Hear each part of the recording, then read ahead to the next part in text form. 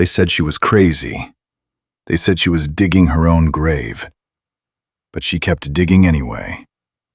This is a true frontier survival story from America about resilience, instinct, and a winter that changed everything. If you enjoy stories like this, like the video and subscribe to the channel, and leave a comment telling us where you're watching from. Now let's begin. They told Eleanor Brooks she was digging her own grave. The words followed her across the hillside like the wind that never seemed to rest in this part of Wyoming. It carried voices, laughter, warnings spoken half as jokes and half as certainty. Eleanor heard them all, even when no one was near. She felt them each time she lifted the pickaxe and drove its iron head into the stubborn earth behind the abandoned homestead that had once been her husband's pride and had since become her burden. The land lay just outside Silver Creek, a scatter of buildings clinging to survival between open prairie and rising hills. The claim was considered poor by local standards, too far from the river, too exposed to winter storms that rolled down from the mountains without warning. Most men who had tried to settle here had moved on or died trying. Eleanor stayed. The first time she struck the hillside, a rider stopped to watch her. He did not announce himself. He simply sat on his horse, reins loose in his hands, observing as if she were an odd animal behaving against its nature. She knew him by reputation, if not by name. People like him always noticed when a woman did something she was not supposed to do. After several minutes, he finally spoke, his voice calm, almost amused. There was no ore in that hill, he said. The ground had been tested years ago, clay and rock, nothing worth digging for. Eleanor did not pause. She did not look at him. She adjusted her grip and swung again, feeling the jolt travel up her arms and settle into her shoulders. She told him she was not looking for ore. That earned a laugh. Short and sharp. Then what was she doing? She told him she was building a home. That was when the laughter became dismissive. "A home in a hill," he said, with a tone that suggested the conversation was already over. He reminded her that her husband had left her a cabin less than a quarter-mile away. 4 walls, a roof, a fireplace, everything a woman needed. Eleanor finally stopped. She rested the pickaxe against the ground and wiped her forehead with the back of her hand. The air was cool, but the labor had soaked her through. When she turned to face him, her expression held no embarrassment, no uncertainty, only exhaustion sharpened into resolve. Her husband was dead, she said. The cabin he built was thin as paper. Last winter she had burned every piece of furniture they owned to keep from freezing. She had still woken with ice in her hair. This winter would be different. This winter she would sleep warm, underground, where the cold could not reach her. The man shook his head the way men did when they decided a woman had lost her senses. He told her not to expect help when the tunnel collapsed. Then he rode away. Eleanor returned to her work. The hillside faced east, catching the pale morning light. Fallen leaves gathered around her boots as the pickaxe rose and fell. The earth resisted, but it yielded in small, grudging fragments. Nearby, her dog lay in the grass, watching her with quiet patience. He did not question her.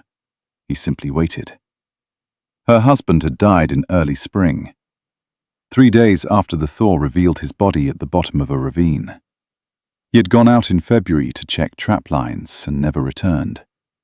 The snow had been deep that year, too deep. Search parties tried.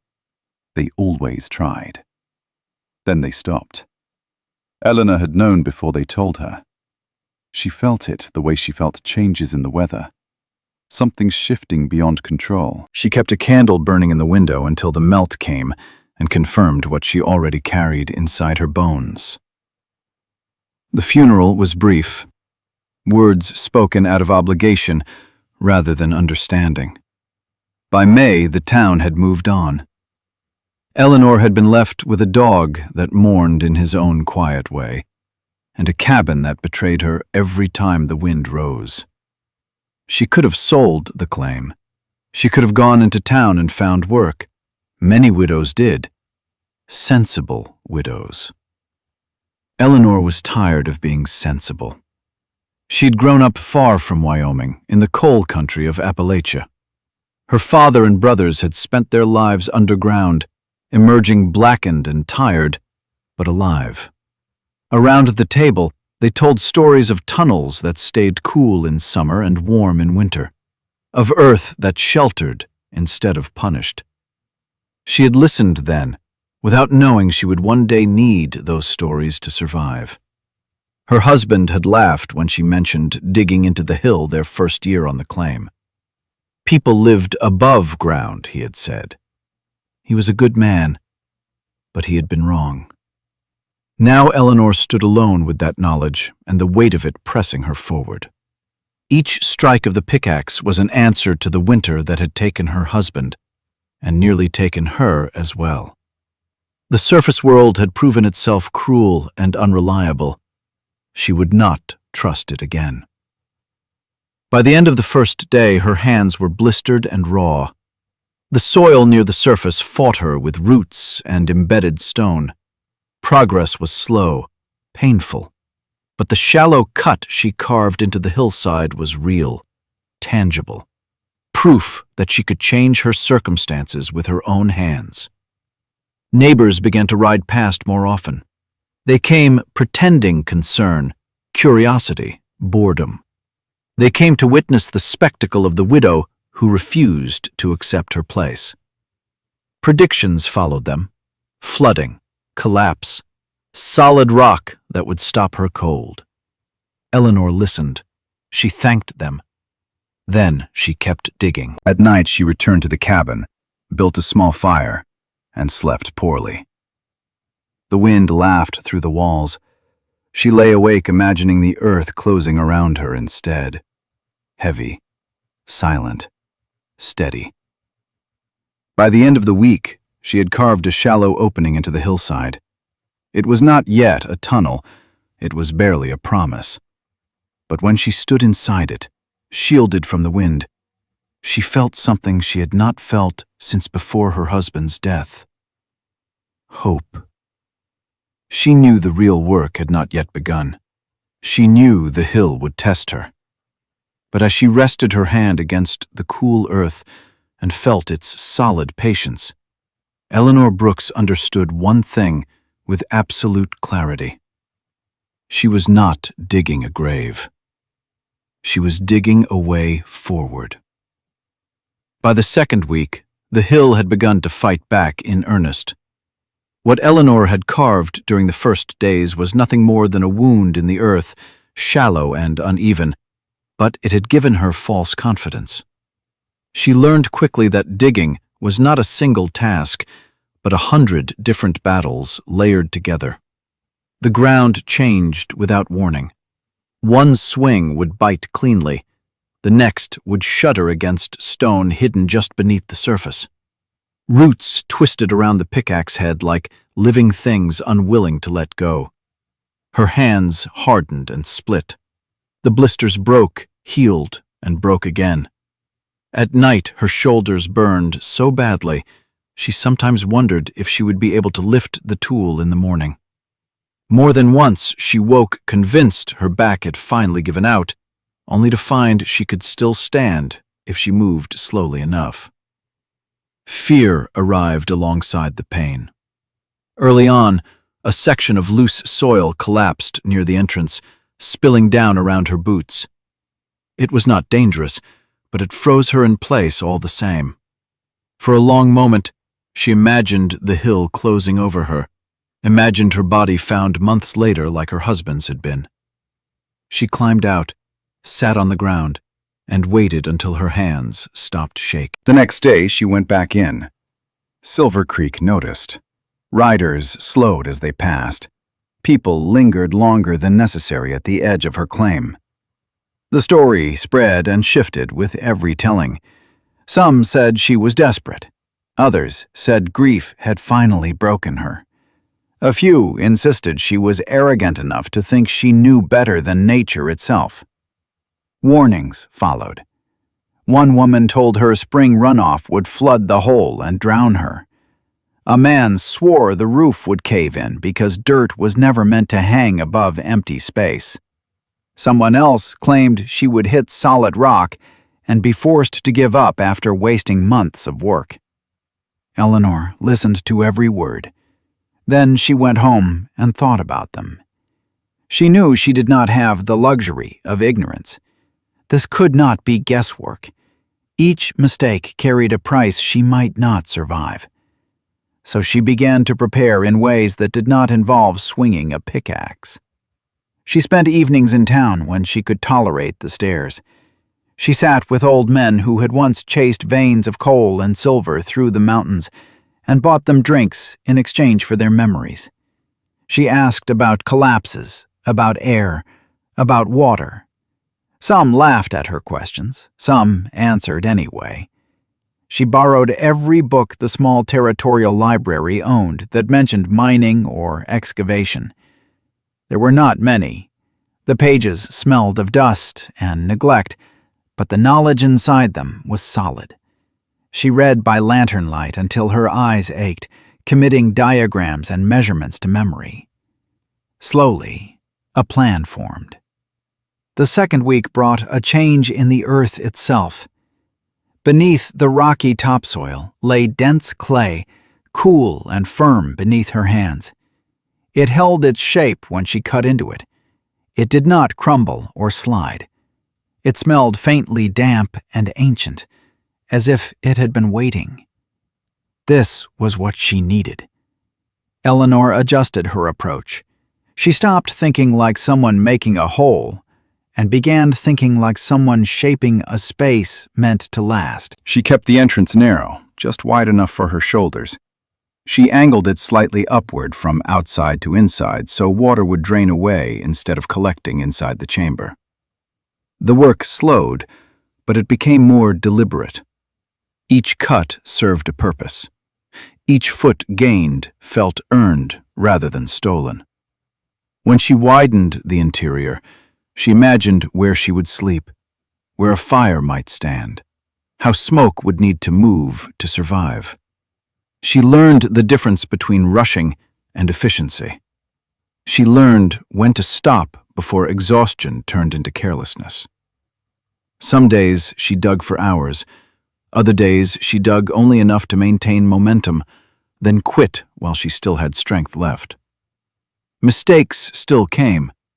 One afternoon she misjudged the ceiling height and loosened too much material at once. The clay sagged ominously, forcing her to retreat and brace it with temporary supports made from scrap wood. The lesson was immediate and unforgiving. The hill would tolerate her only if she respected it.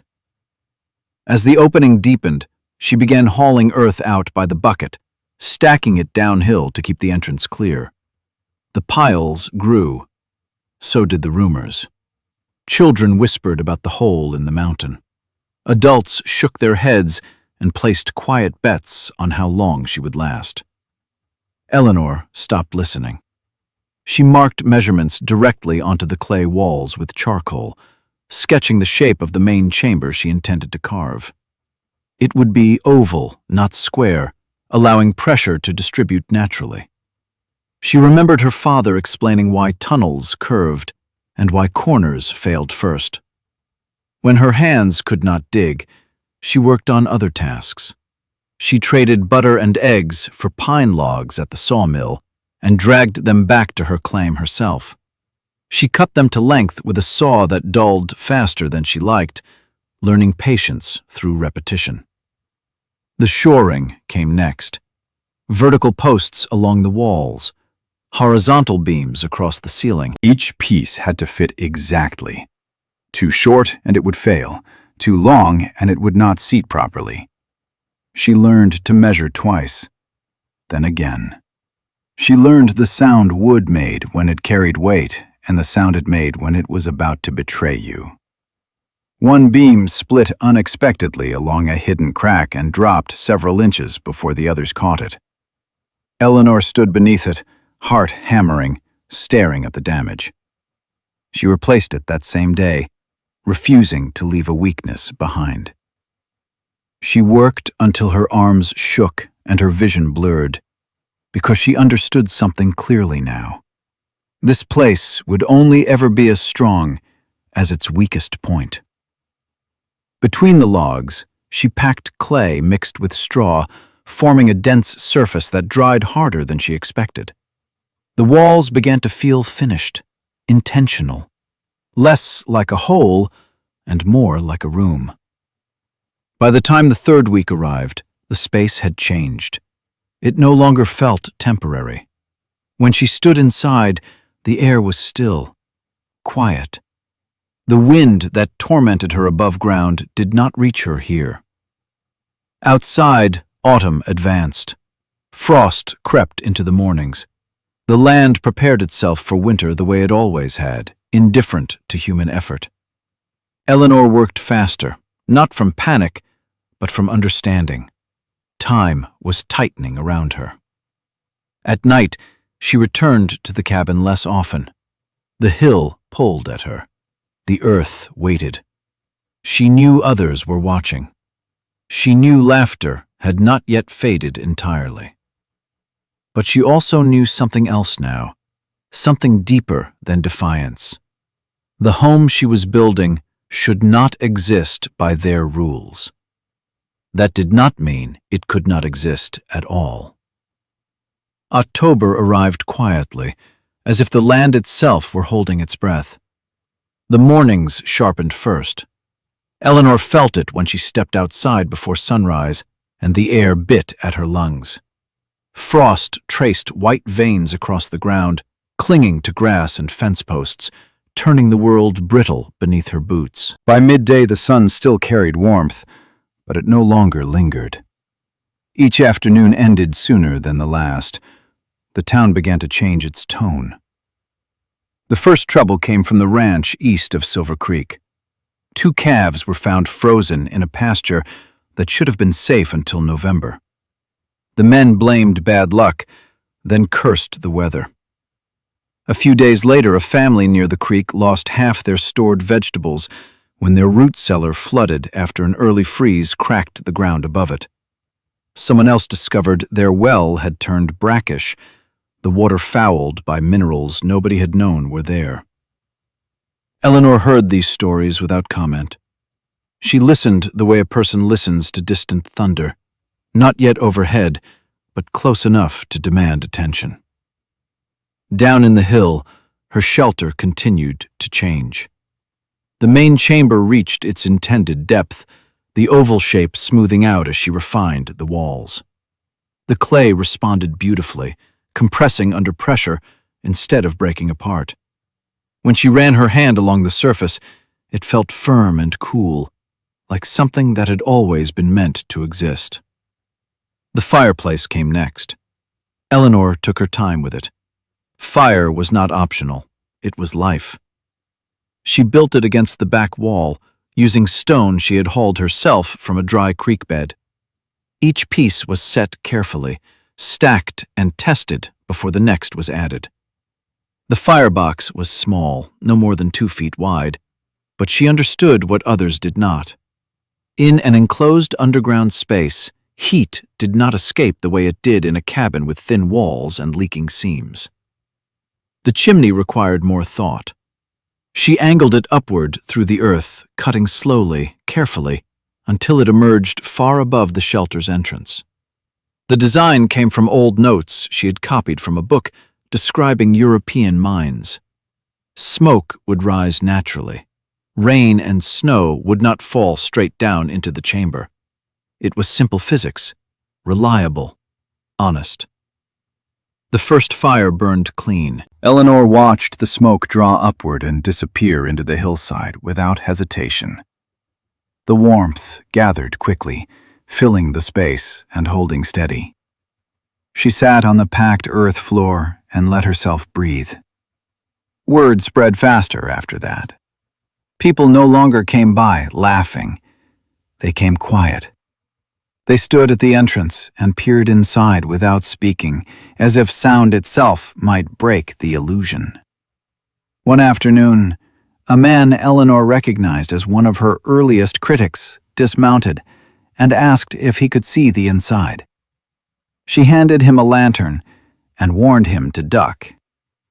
He was gone longer than she expected. When he returned, his expression had changed in ways he did not bother to hide. He said it was warm, warmer than outside by more than he would have believed possible. He asked questions. How deep was it? How thick were the walls? How did the smoke escape? Eleanor answered him plainly. She explained thermal mass. She explained airflow. She explained that the earth did not care whether a person lived above it or beneath it. It only obeyed its own rules. The man left slowly, glancing back more than once before disappearing down the trail. Eleanor finished the last major task before winter closed in. She framed the entrance properly, fitting salvaged timbers into place, and hanging a heavy wooden door she had recovered from an abandoned homestead. When it closed, it sealed the tunnel completely, shutting out sound and wind alike. The first snow fell 2 days later. It dusted the hills lightly, more warning than threat, but it stayed. The ground no longer softened in the afternoon sun. Eleanor moved what supplies she could carry into the shelter. Firewood stacked against one wall, food arranged on makeshift shelves, water stored in covered containers. When she finally chose to sleep inside, it was not an act of desperation. It was a decision made calmly, deliberately. She lay on the simple wooden frame she had built and listened. The wind screamed outside. Inside, there was nothing. She woke warm. Above ground, Silver Creek struggled. Chimneys clogged with ice. Roofs groaned under early snow. Fires burned constantly, consuming wood faster than expected. People spoke in worried tones about how long the winter might last. Eleanor spent her days below the hill, improving small things. She laid rough planks over the packed earth floor. She built shelves into the walls. She hung bundles of pine branches from the ceiling beams, the scent sharp and clean in the still air. Visitors continued to arrive, always cautious now. They asked to see. They asked how. They asked why she had ever thought to do such a thing. Eleanor answered what she could, but she no longer explained herself. Late one afternoon, as the sky darkened too early, she stood at the entrance and felt something shift. The air carried weight. The animals went quiet that night. Even the wind seemed to pause, as if gathering itself for something larger. Eleanor closed the door and secured it. She checked her firewood. She checked her water. She checked the latch twice. Down in the earth, her shelter waited, solid, ready. Above ground, winter was no longer approaching. It was coming. The storm arrived in the night without warning, the way truly dangerous things often did. Eleanor woke to a sound she did not recognize at first. It was not wind as she knew it, not the sharp, whistling cry that slipped through cracks and rattled loose boards. This was deeper, heavier, a constant roar that pressed against the walls of her shelter like a living thing. It reminded her of standing too close to a passing train, except it did not move on. It stayed. She rose from the bed and checked the thermometer she had hung near the entrance. The needle was already dropping fast. Outside, the temperature was plunging far beyond what early winter should have allowed. Inside, the air remained steady, held in place by the surrounding earth. The Great Plains blizzard had begun. Above her, the world disappeared.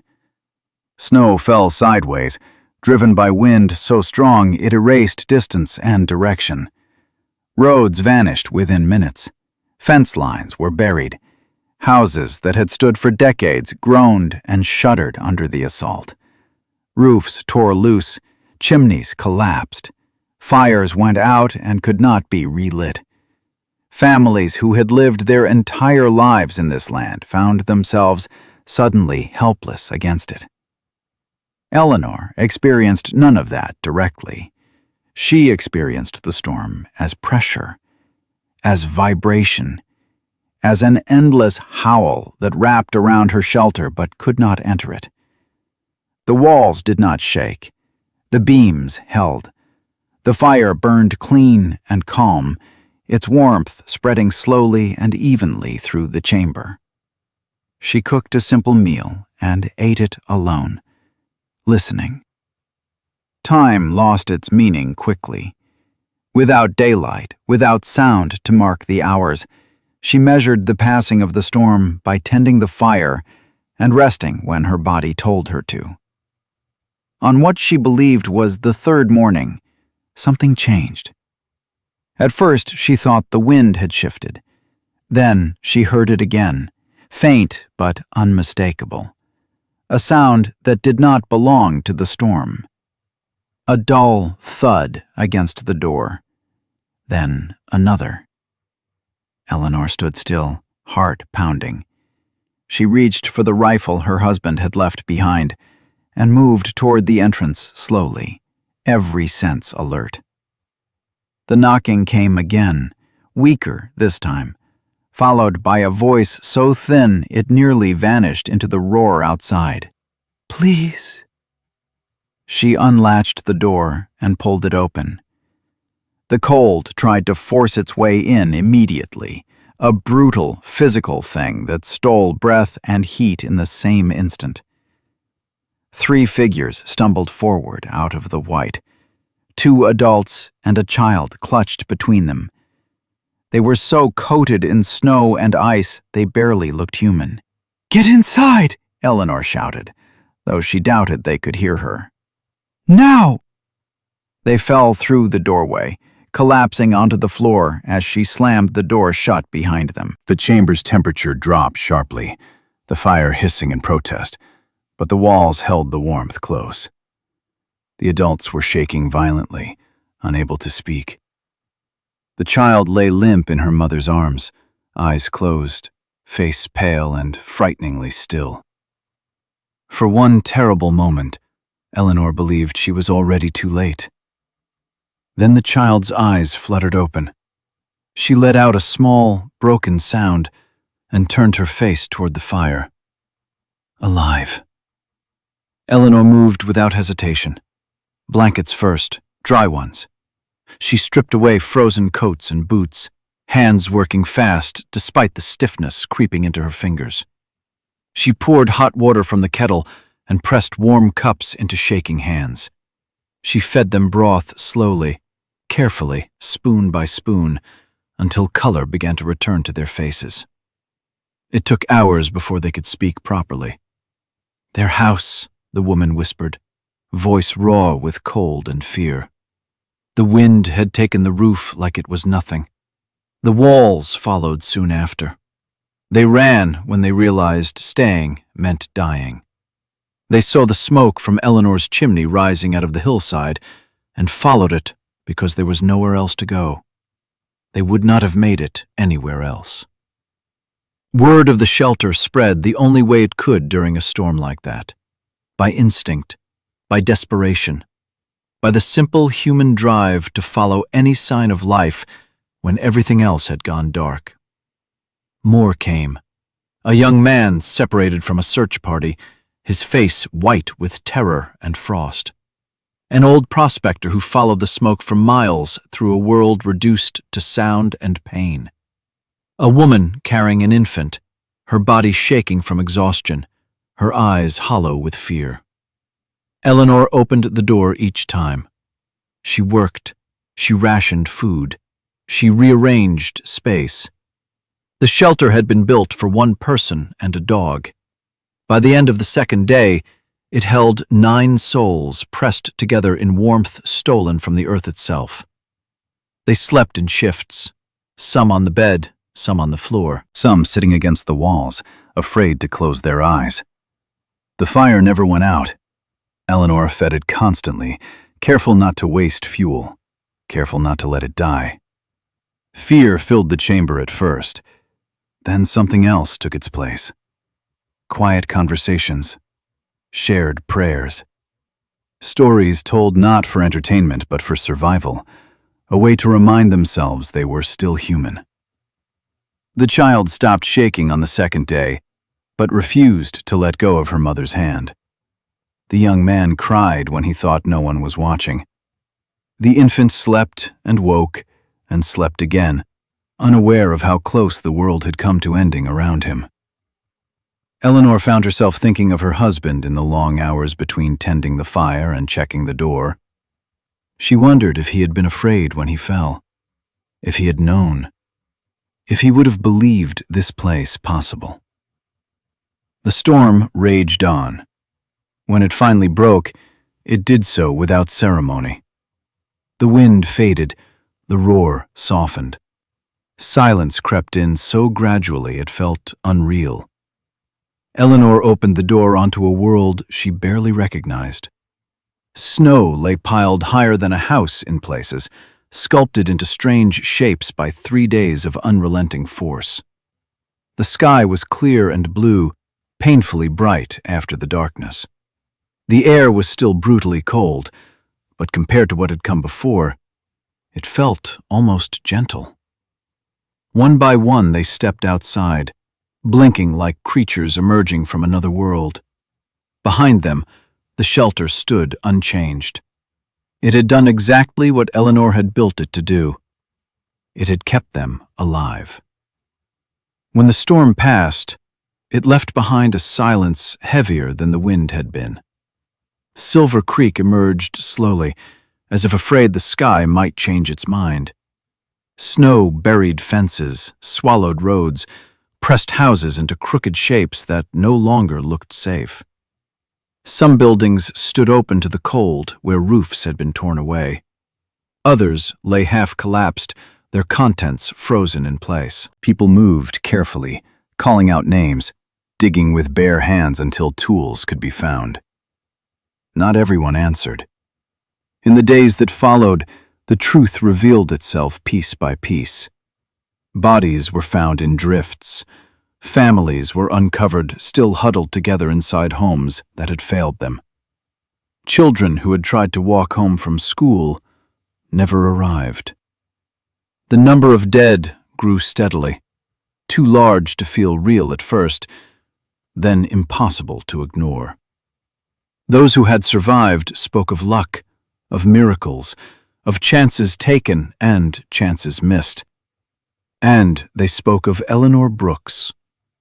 The story traveled faster than Eleanor expected. The widow who had dug into a hillside while everyone laughed. The underground shelter that had held firm when everything else broke. The smoke rising from the hill that had guided people through a white world with no direction left in it. People came to her claim as soon as the roads were passable. Some came to look, some came to thank her. Others came because they wanted to understand how such a thing had been possible. Eleanor did not turn them away, but she did not encourage reverence either. She showed them the walls, the beams, the fire. She explained what the earth did naturally when given the chance. That spring, when the snow finally melted and the land remembered how to breathe again, Eleanor taught her first group. 17 people arrived from nearby ranches and homesteads, men and women who had lost homes, parents who had lost children, people who no longer trusted the surface world to protect them. Eleanor showed them everything. She taught them how to read the land, how to test soil with their hands, how to recognize clay worth trusting and ground that would betray them. She explained why tunnels curved, why ceilings needed support, why water always found the path of least resistance. She demonstrated the angled chimney and the way heat settled into earth and stayed there. She did not charge them. When they offered payment, she refused it. When they insisted, she accepted food, firewood, help with repairs she could not manage alone. Knowledge itself, she believed, should never be withheld. Gold grew smaller when shared. Knowledge grew larger. By autumn, there were 8 new shelters carved into the hills around Silver Creek. By the following spring, there were 20. The designs changed as others learned and adapted. Better ventilation, improved drainage, adjustments for different soils. Eleanor welcomed every improvement. She visited when she could, offering advice and learning in return, folding new ideas back into what she taught. The valley changed. Winter still came. Storms still arrived without mercy. But fewer people died. Fewer homes failed completely. Smoke rising from hillsides became a sign of preparation rather than desperation. Years passed. Eleanor grew older. The work slowed but never stopped entirely. She remained in the shelter she had built with her own hands, sleeping in the same bed, tending the same fire. Dogs came and went, loved deeply, and lost in time. But the shelter remained constant, warm, steady, honest. One evening, long after underground homes had become common across the region, a man who had once mocked her sat beside her at the entrance of the shelter. The sun sank low, painting the hills gold. He told her she could have been wealthy. She could have patented her designs, built a name that stretched far beyond Silver Creek. Eleanor smiled. She told him she already had everything she needed. She had a home that kept her warm, work that mattered, neighbors who respected her, a place in the world she had carved for herself when no one else would.